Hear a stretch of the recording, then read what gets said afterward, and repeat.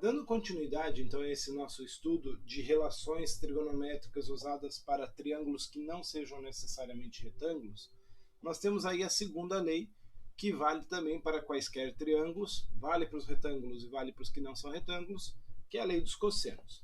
A lei dos cossenos, ela diz assim, ó, o quadrado da medida de um dos lados deste triângulo é igual à soma dos quadrados das medidas dos outros dois lados, menos o dobro do produto destes outros dois lados e do cosseno do ângulo oposto ao primeiro. Um pouco confuso, vamos enxergar um pouquinho isso. Então eu tenho aqui um triângulo ABC, com lados Azinho, Bzinho e Czinho, ângulos Azão, Bzão, Czão. Eu escolhi aqui começar a minha lei pelo lado Azinho. Azinho ao quadrado é igual à soma dos outros dois quadrados, Bzinho ao quadrado mais Czinho ao quadrado, menos o produto, o dobro do produto entre os outros lados, então menos 2BC, vezes o cosseno de um ângulo. E que ângulo é esse? É o ângulo oposto ao lado A. Então nota que nessa lei dos senos, dos cossenos aqui, a coisa inverteu. Na minha expressão toda, eu preciso de apenas um ângulo. Mas para isolar o Azinho aqui, eu preciso conhecer os valores de B e C. Então eu preciso de dois lados. Lembra que a lei dos senos era um lado e dois ângulos para achar um outro lado. Agora na lei dos cossenos eu preciso de um ângulo e dois lados para achar o terceiro lado. Professor, mas o professor escolheu começar pelo lado Azinho. Não poderia ter começado com Bzinho ou Czinho? Lógico. O que muda é que você vai usar então o Azinho do outro no segundo membro da equação aqui, certo? E começou com Bzinho, termina com ângulo Bzão. Começou com Czinho, termina com ângulo Czão. Sempre o ângulo oposto a ele. Tá ok? Professor, e se eu estiver trabalhando num triângulo retângulo? Cosseno de 90 graus igual a zero. E olha que interessante, né? Vamos fazer um desenho aqui. Imagina então que aqui você tem um triângulo retângulo, onde esse lado aqui, Azinho, é a hipotenusa, porque é oposta ao ângulo reto. Aqui estão os outros dois catetos, Bzinho e Czinho. Então a lei dos cossenos vai dizer para mim que Azinho ao quadrado é igual a Bzinho ao quadrado menos Czinho ao quadrado, mais Czinho ao quadrado, menos 2 vezes Bzinho vezes Czinho vezes cosseno do ângulo de 90 graus. Só que cosseno de 90 vale zero. Então tudo isso daqui, ó, vai passar a valer zero. E vai sobrar para você hipotenusa ao quadrado igual a cateto ao quadrado mais cateto ao quadrado, que é o teorema de Pitágoras. Ó, então, né, funciona. Do mesmo jeito que funciona para qualquer triângulo, funciona para o retângulo. Um outro detalhe interessante é aquela questão dos ângulos suplementares. Lembra que o seno de um era igual ao seno de outro? Aqui não. O cosseno muda o sinal. Então, o cosseno de 150 graus é igual a menos o cosseno de 30. Como todos os ângulos agudos têm cosseno positivo, os ângulos obtusos vão ter cosseno negativo. Então, se o meu alfa é um ângulo entre 90 graus e 180 graus, que é o que a gente chama de ângulo obtuso, o cosseno desse ângulo alfa vai ser menor que zero. Vai ser um número negativo. Tá ok? Então, bem interessante, bem importante perceber isso. Ah, professor, mas vou calcular na calculadora. Eu sei, mas é interessante perceber esses detalhes. Aí vem um exemplinho disso que a gente está vendo. Ó. Um avião decolou de um aeroporto no ponto S, percorreu 90 km em direção ao norte e mudou de direção por um ângulo de 35 graus no sentido horário. Então, puxou para a direita ali 35 graus, tá certo? Tá vendo? Ó? O aviãozinho saiu daqui do S, nessa direção. Quando chegou aqui num ponto, vamos dizer aqui que é o ponto P, ele muda de direção e agora passa a voar na direção de C, que é o outro aeroporto.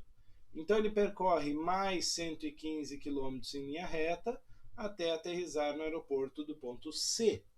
E a pergunta é, calcule a distância em linha reta entre os pontos SC. Por algum motivo, o avião não pôde vir de S para C direto. Sei lá, aqui de repente tinha uma região urbana onde não podia passar o avião, tinha uma restrição de tráfego aéreo, por algum motivo. Ele foi obrigado a ir para norte, num ponto ele girou 35 graus e aí foi em direção ao ponto C. Mas se ele pudesse ir direto, quanto seria essa distância de S até C? É essa a pergunta. Você enxerga aqui o triângulo SPC, certo? Não é o Serviço de Proteção ao Crédito. É o SPC triângulo. E esse triângulo tem dois lados conhecidos, 90 e 115, um ângulo conhecido, 145 graus. Olha que é 145, porque o 35 está fora. É a soma com 35 para dar 180 é o 145. E eu quero o ângulo justamente, o lado justamente oposto a esse ângulo. Então aqui se aplica perfeitamente a lei dos cossenos. A distância entre SC ao quadrado é igual a um dos lados 90 ao quadrado, mais o outro lado 115 ao quadrado, menos 2 vezes 90 vezes 115 vezes cosseno de 145. Se você jogar cosseno de 145 na calculadora, a gente sabe já que vai dar negativo, porque está entre 90 e 180. Mas vai dar um número decimal, cheio de casa decimal, e aí você vai ter que arredondar para trazer para cá. Nunca arredonda no meio do exercício, arredonda no final. Então eu não vou fazer essa conta. Se eu já não vou fazer essa conta agora, eu também não vou fazer nem o 115 ao quadrado, nem o 90 ao quadrado. Eu vou tentar ir para o final direto. E para ir para o final, eu preciso tirar esse quadrado da distância, porque daí ela já vai estar isolada. Normalmente, quando você diz lá que x ao quadrado é igual a a, x é igual a mais ou menos raiz quadrada de a. Tem que usar o positivo e o negativo. Mas, como eu estou falando de uma distância, o negativo ele pode ser ignorado. Então, a distância de S até C é a raiz quadrada de tudo aquilo. E eu coloquei tudo na raiz quadrada. Professor, mas e agora? Dá para fazer isso na calculadora? Dá. Normalmente, você vai ter que fazer o quê? Clicar no botão de raiz quadrada e abrir um parênteses. Jogar tudo isso daqui dentro do parênteses, fechar o parênteses e daí vai dar o igual. Quando você fizer isso, você vai encontrar essa distância de 195,65 km aproximadamente. Entendendo aqui que eu estou sempre aproximando isso com duas casas decimais por truncamento ou por corte, tá? Então eu ignoro da terceira casa em diante, eu não vejo se está mais perto do 65, do 66, não. Eu ignoro a terceira casa decimal em diante e deixei ali duas casas decimais, tá? Exercício 5. Observando as informações do triângulo ao lado, determine a medida do lado A e dos ângulos x e y. Então agora eu quero três coisas. A medida do lado A, a medida do ângulo x, a medida do ângulo y. Para o lado A, eu conheço os outros dois lados, conheço o seno do ângulo oposto, conheço o ângulo oposto, esquecendo, e vou procurar aquele lado. Opa, se eu tenho dois lados e um ângulo, lei dos cossenos. O lado Azinho ao quadrado é igual ao lado 4,5 ao quadrado, mais o lado 5,5 ao quadrado, menos 2 vezes 4,5 vezes 5,5 vezes cosseno de 120. 120 é um ângulo no segundo quadrante, é um ângulo obtuso. Né? Você vai estudar essa questão de quadrantes mais para frente lá. Mas ele é um ângulo obtuso, é um ângulo com cosseno negativo, e o suplementar dele, quanto falta para 180, é justamente o 60, que é um ângulo notável. Cosseno de 60, lá para aquela tabelinha dos notáveis, é 1/2. Então, cosseno de 120 é menos 1/2. E quando eu faço isso, eu vejo que isso não vai dar um número tão quebrado. Então, eu posso já jogar isso aqui na calculadora, porque não vai me dar infinitas casas decimais. Jogando isso na calculadora, eu chego que essa expressão toda vale 75,25. Tira a raiz quadrada, não preciso considerar o negativo, porque é um comprimento.